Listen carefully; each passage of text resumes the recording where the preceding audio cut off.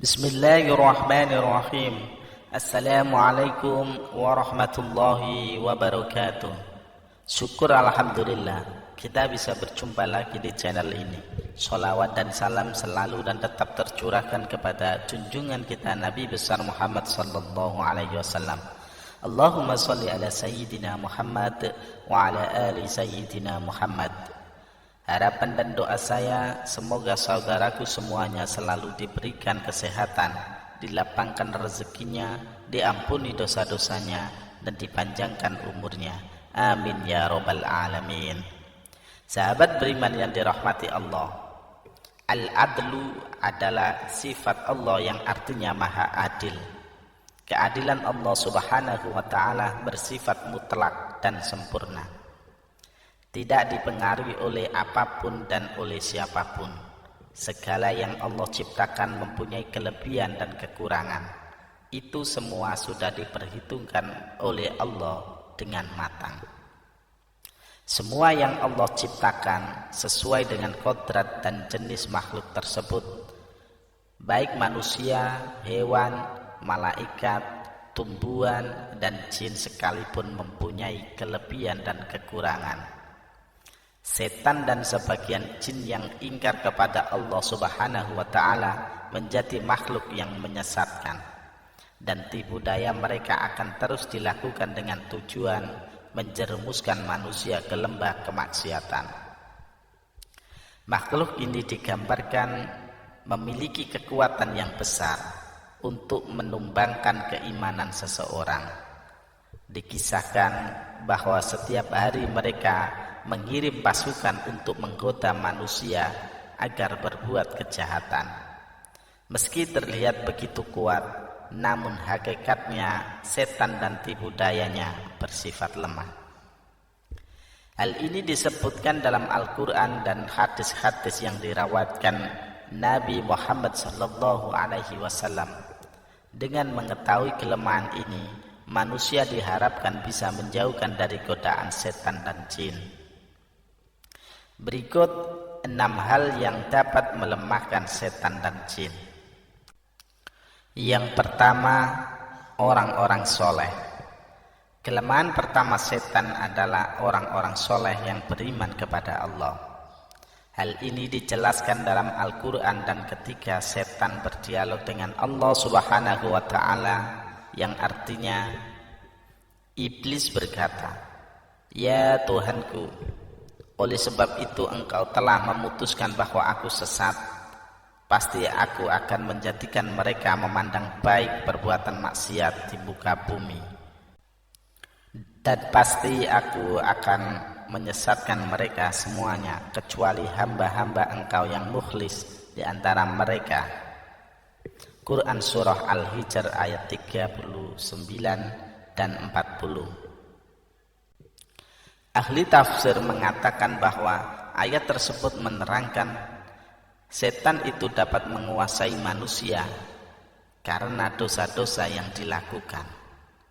Namun ketika manusia melakukan hal-hal yang baik dan beramal soleh, maka mereka akan takut dan dengan sendirinya meninggalkan manusia. Yang kedua, keteguhan iman Umar bin Khattab.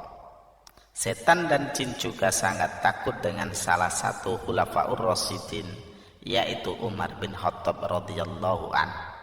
Di dalam sebuah riwayat dijelaskan bahwa jika setan dan jin berjalan dan harus berpapasan dengan Umar, maka mereka untuk memilih jalan lain.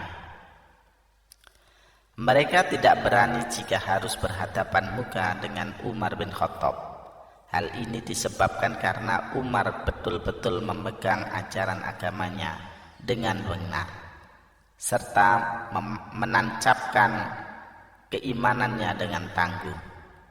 Hal ini membuat setan ketakutan dan membuat mereka lari. Dalam sebuah hadis Rasulullah sallallahu alaihi wasallam bersabda kepada Umar, "Sesungguhnya setan sangat takut olehmu wahai Umar." Hadis riwayat Tirmidzi. Ternyata tidak hanya kepada Umar saja golongan ini juga takut dengan orang-orang yang beriman dan betul-betul menjaga keimanannya. Dalam Al-Bidayah wal Inayah, Ibnu Katsir telah mengutip sebuah hadis berikut ini. Sesungguhnya orang mukmin akan dapat mengalahkan setannya bagaimana salah seorang dari kalian yang dapat mengendalikan untanya ketika bepergian. Hadis riwayat Ahmad. Bahkan jika jin kafir menyertai manusia, bisa masuk Islam jika manusia yang diikuti memperteguh keimanannya.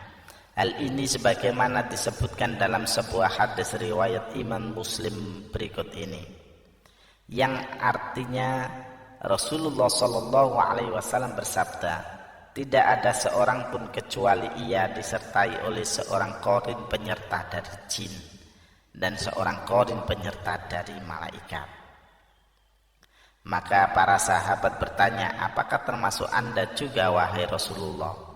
Rasulullah menjawab, ya termasuk saya, hanya saja Allah menolong saya sehingga jin itu masuk Islam dan tidak pernah menyuruh saya kecuali untuk kebaikan. Hadis riwayat Muslim. Yang ketiga, jin atau setan tidak dapat menyerupai Rasulullah SAW. Kelemahan setan dan jin lainnya adalah tidak dapat menyerupai Rasulullah SAW. Sehingga jika seseorang bermimpi bertemu Rasulullah SAW dengan memiliki ciri-ciri sesuai dengan literatur yang menggambarkan Nabi Allah ini, maka hal itu benar-benar Rasulullah.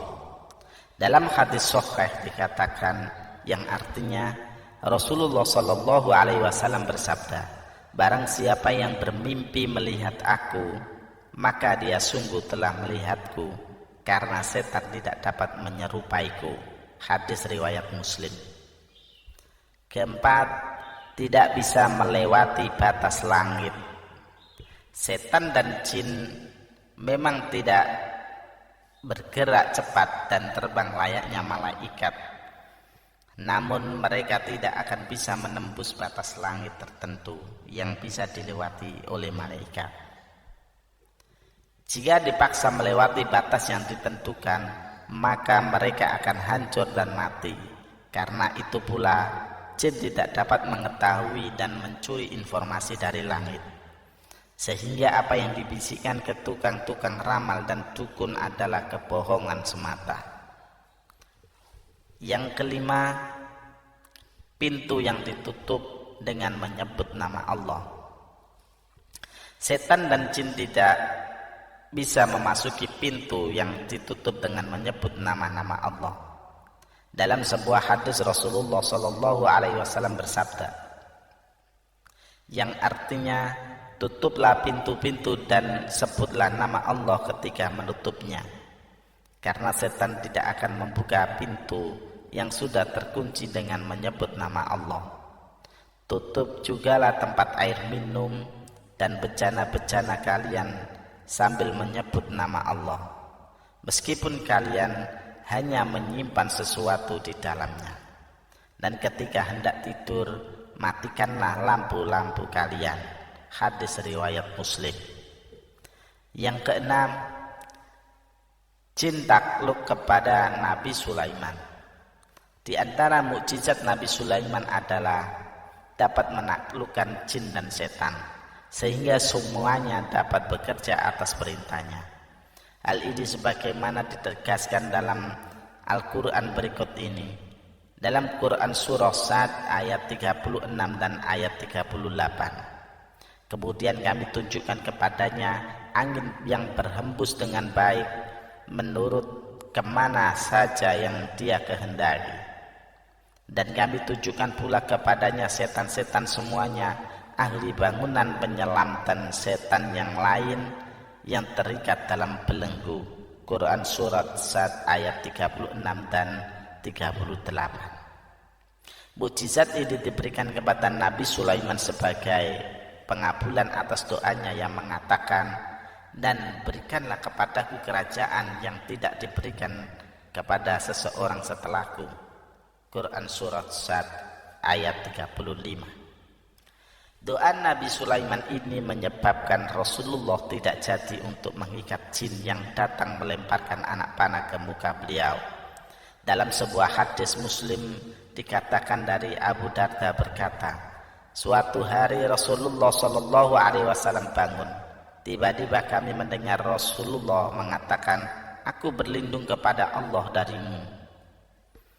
Kemudian Rasulullah Shallallahu Alaihi Wasallam berkata, Allah telah melaknatnya sebanyak 3 kali. Rasulullah lalu menghamparkan tangannya seolah-olah beliau sedang menerima sesuatu. Ketika Rasulullah selesai sholat, kami bertanya, wahai Rasulullah, kami mendengar Anda mengatakan sesuatu yang belum pernah kami dengar sebelumnya. Kami juga melihat Anda membukakan kedua tangan Anda. Rasulullah menjawab, barusan iblis musuh Allah datang membawa anak panah api untuk ditancapkan di muka saya. Lalu saya berkata, aku berlindung kepada Allah dari ini sebanyak 3 kali. Kemudian saya berkata, Allah telah melaknatmu dengan laknat yang sempurna sebanyak 3 kali. Kemudian saya bermaksud untuk mengambilnya seandainya saya tidak ingat doa saudara kami Nabi Sulaiman. Tentu saya akan mengikatnya sehingga menjadi mainan anak-anak penduduk Madinah. Sahabat beriman yang dirahmati Allah, demikianlah 6 hal yang membuat setan dan jin lemah. Semoga Allah Subhanahu wa ta'ala melindungi kita semua dari godaan setan-setan yang terkutuk. Amin ya rabbal alamin. Wallahu a'lam bishawab. Demikian yang bisa saya bagikan, semoga bermanfaat untuk kita semua. Assalamualaikum warahmatullahi wabarakatuh.